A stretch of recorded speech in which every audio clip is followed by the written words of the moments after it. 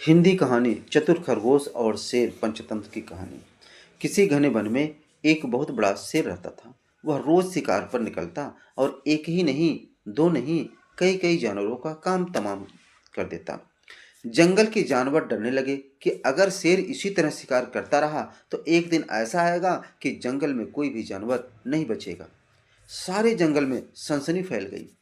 शेर को रोकने के लिए कोई न कोई उपाय करना जरूरी था। एक दिन जंगल के सारे जानवर इकट्ठा हुए और इस प्रश्न पर विचार करने लगे। अंत में उन्होंने तय किया कि वे सब शेर के पास जाकर उनसे इस बारे में बात करें। दूसरे दिन जानवरों के एक दल शेर के पास पहुंचा और उनके अपनी और आते देख शेर घबरा गया और उसने गरज कर पूछा, क्या बात है? तुम यहाँ सब क्यों आ रहे हो?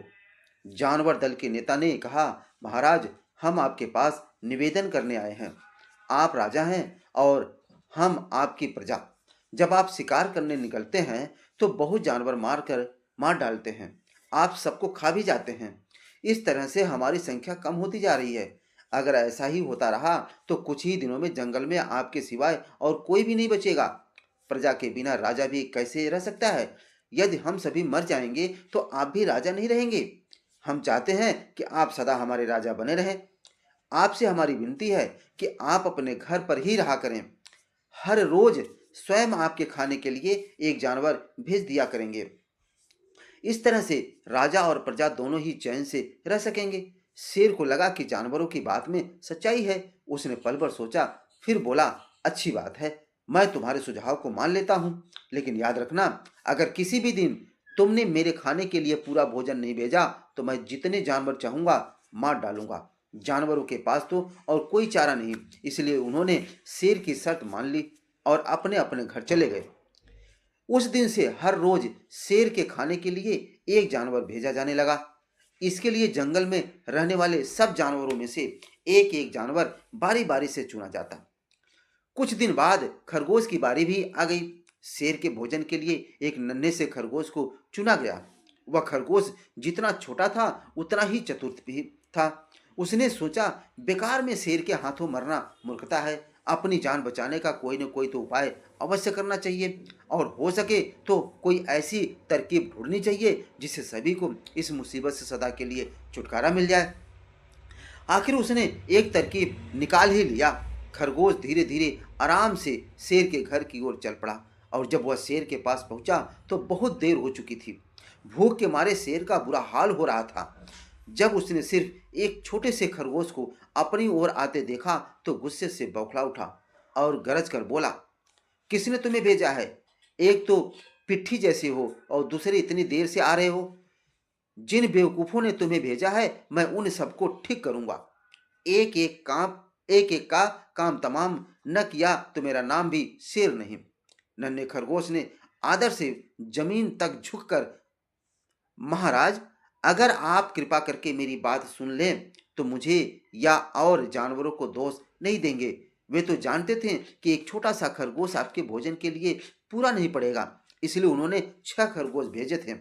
लेकिन रास्ते में हमें एक और शेर मिल गया। उसने 5 खरगोशों को तो मारकर खा लिया। और यह सुनते ही शेर दहाड़ बोला, क्या कहा? दूसरा शेर? कौन है वह? तुमने उसे कहाँ देखा? महाराज, वह तो बहुत ही बड़ा शेर है। खरगोश ने कहा, वह जमीन के अंदर बनी एक बड़ी गुफा में से निकला था। वह तो मुझे ही मारने जा रहा था, पर मैंने उससे कहा, सरकार, आपको पता नहीं कि आपने क्या अंधेर कर दिया है। हम सब अपने महाराज के भोजन के लिए जा रहे थे, लेकिन आपने उनका सारा खाना खा लिया। हमारे महाराज ऐसी बातें सहन नहीं करेंगे। वे जरूर ही यहाँ आकर आपको मार डालेंगे। इस पर उसने पूछा, कौन है तुम्हारा राजा? मैंने जवाब दिया, हमारा राजा जंगल का सबसे बड़ा शेर है। महाराज, मेरे ऐसा कहते ही वह गुस्से से लाल पीला होकर बोला, बेवकूफ, इस जंगल का राजा सिर्फ मैं हूँ। यहाँ सब जानवर मेरी प्रजा हैं। मैं उनके साथ जैसा चाहूँ वैसा कर सकता हूँ। जिस मूर्ख को तुम अपना राजा कहते हो उस चोर को मेरे सामने हाजिर करो। मैं उसे बताऊंगा कि असली राजा कौन है। हमारा राजा हमारा महाराज, इतना कहकर उस शेर ने आपको लिवाने के लिए मुझे यहाँ भेज दिया। खरगोश की बात सुनकर शेर को बड़ा गुस्सा आया और वह बार बार गरजने लगा। उसकी भयानक गरज से सारा जंगल ढलने लगा। मुझे फौरन उस मूर्ख का पता बताओ, शेर ने दहाड़ कर कहा। जब तक मैं उसे जान से न मार दूंगा मुझे चैन नहीं मिलेगा। बहुत अच्छा महाराज, खरगोश ने कहा, मौत ही उस दुष्ट की सजा है। अगर मैं वहां अगर मैं और बड़ा मजबूत होता तो मैं खुद ही उसके टुकड़े टुकड़े कर देता।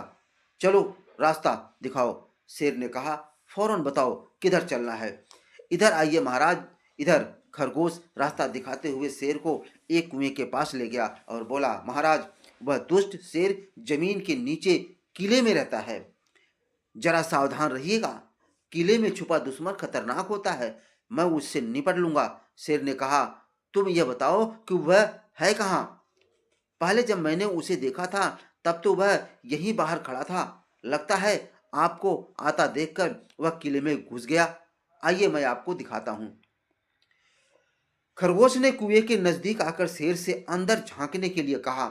शेर ने कुएं के अंदर झांका तो उसे कुएं के पानी में अपनी परछाई दिखाई दी। परछाई को देखकर शेर जोर से दहाड़ा।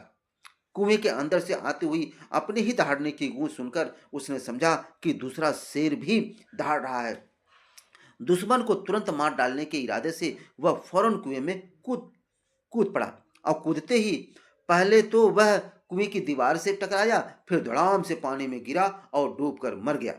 इस तरह चतुराई से शेर छुट्टी पाकर नन्हा खरगोश घर लौटा।